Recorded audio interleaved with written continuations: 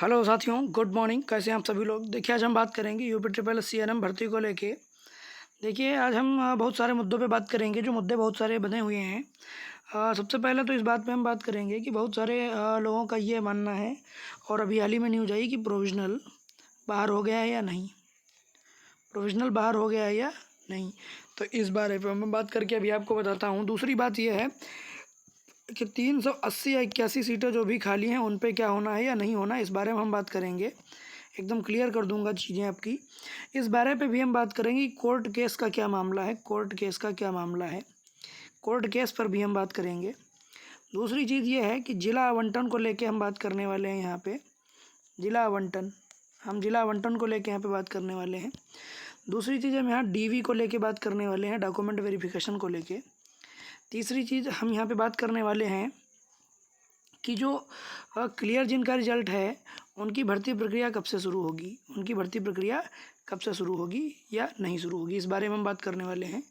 अगली बार हम ये बात करने वाले हैं यहाँ पे कि जो भी हमारे सिलेक्टेड कैंडिडेट हैं, उसमें से कुछ कैंडिडेट हैं जिनकी मेरिट से ज़्यादा भी नंबर हैं, जिनके नंबर मेरिट से ज़्यादा हैं लेकिन उनका सिलेक्शन नहीं हो पाया, उस बारे में हम बात करेंगे। देखिए, सबसे पहले हम बात करते हैं यहाँ पे।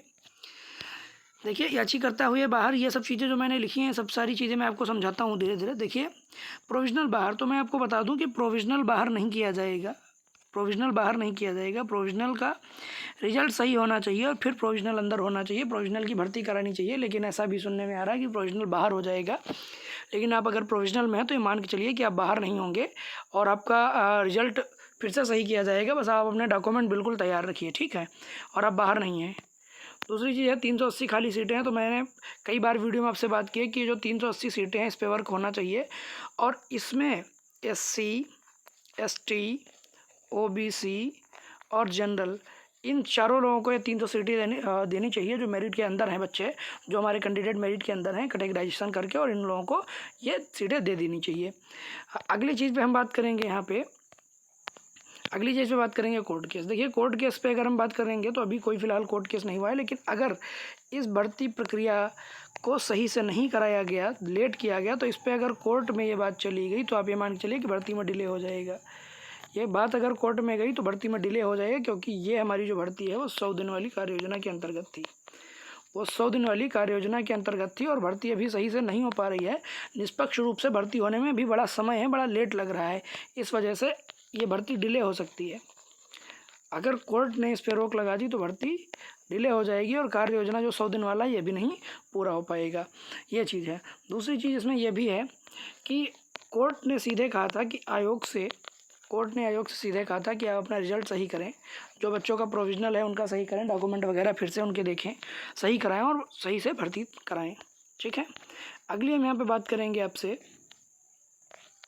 जिला आवंटन को लेके। देखिए, जिला आवंटन को लेके हम आपसे बात करेंगे। वो कहना ये है कि डिस्ट्रिक्ट अलॉटमेंट कैसे होगा आपका, डिस्ट्रिक्ट अलॉटमेंट कैसे होना है आपका, डिस्ट्रिक्ट अलॉटमेंट कैसे होना है। तो मैंने आपको प्रीवियस वीडियोज़ में भी बताया है कि जो आपका डिस्ट्रिक्ट आवंटन यानी डिस्ट्रिक्ट अलॉटमेंट होना है वो ऐसे होगा कि आपको नियुक्ति पत्र दे दिया जाएगा। सबसे पहले आपको नियुक्ति पत्र दे दिया जाएगा, मीन्स आपको ज्वाइनिंग लेटर दे दिया जाएगा, आपको ज्वाइनिंग लेटर दे दिया जाएगा। उसके बाद आपको जो भी डिस्ट्रिक्ट अलॉट होगा, जो भी डिस्ट्रिक्ट आपको अलॉट होगा, उस डिस्ट्रिक्ट में आपको दी गई लोकेशन पे जाना होगा, दी गई लोकेशन पे आपको जाना होगा, और वहाँ पे जो भी आपको संस्था दी गई होगी उसे ज्वाइन करना होगा, और उसके बाद आप अपनी बैंक अकाउंट डिटेल्स और आप अपने डॉक्यूमेंट्स वहाँ पे जो सबमिट होंगे वो तैयार रखिएगा। दूसरी चीज़, जो आपका बैंक अकाउंट है, आपका जो बैंक अकाउंट है वो आपका आधार और पैन से लिंक होना चाहिए, आपका आधार और पैन से लिंक होना चाहिए, ठीक है। अगली हम बात करेंगे यहाँ पे, बहुत इंपॉर्टेंट बात जो हम करने वाले थे आपसे, डीवी को लेकर कि जिन बच्चों का डीवी रिजेक्ट हो गया था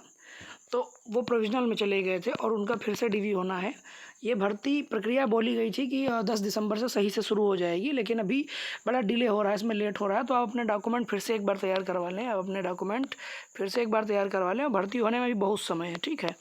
अगर आपका प्रोविज़नल में है तो आप परेशान मत होइए, भर्ती होने में भी बहुत समय है, अभी आपके पास बहुत सारा मौका है, बहुत सारा चांस है, ठीक है। देखिए, और हम बात करेंगे यहाँ पे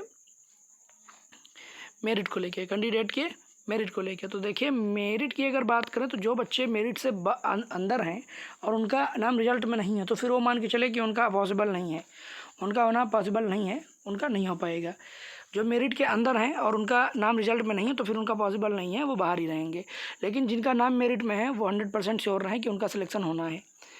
अगली चीज़ हम यहाँ पे बात करेंगे सबसे इम्पॉर्टेंट मुद्दे को लेके, जो इम्पॉर्टेंट मुद्दा अभी चला आ रहा है इतने दिनों में, कि भर्ती प्रक्रिया आखिर क्यों नहीं हो रही है, भर्ती प्रक्रिया क्यों नहीं शुरू हो रही है और ज्वाइनिंग लेटर क्यों नहीं मिल रहा है, ज्वाइनिंग लेटर क्यों नहीं दिया जा रहा है। तो देखिए साथियों, मैं बताना चाहूँगा आपको कि ज्वाइनिंग लेटर ऐसे नहीं दिया जाएगा आपको। ज्वाइनिंग लेटर के लिए सबसे पहले तो रिजल्ट बिल्कुल क्लियर होना चाहिए। ज्वाइनिंग लेटर के लिए रिजल्ट बिल्कुल क्लियर होना चाहिए। उन्हें पता होना चाहिए कि कौन कौन से बच्चों का बिल्कुल रिजल्ट क्लियर है और मैं किस किस को ज्वाइनिंग लेटर देना है। तो ज्वाइनिंग लेटर इसी हिसाब से दिया जाएगा। तो ज्वाइनिंग लेटर मिलने में भी आपको बहुत समय है, क्योंकि जब तक ये प्रक्रिया डॉक्यूमेंट वेरिफिकेशन की, प्रोविजनल की और रिजल्ट क्लियर की बिल्कुल पूरी तरह से पूरी नहीं हो जाती, तब तक आपको ज्वाइनिंग लेटर नहीं मिलेगा। ज्वाइनिंग लेटर आपको तभी मिलेगा जब ये प्रोविजनल बिल्कुल क्लियर हो जाएगा, सारे बच्चों के रिजल्ट बिल्कुल क्लियर हो जाएंगे, ज्वाइनिंग लेटर आपको तभी मिलेगा। और इस भर्ती में अभी थोड़ा लेट है, आप लोग धैर्य बनाए रखें, भर्ती ज़रूर होगी, ठीक है। और ऐसे ही अपडेट देखने के लिए हमारे साथ जुड़े रहें। अगर आपको हमारी वीडियो अच्छी लगती है तो हमारे चैनल को सब्सक्राइब करें, लाइक करें और शेयर भी करें। Thank you.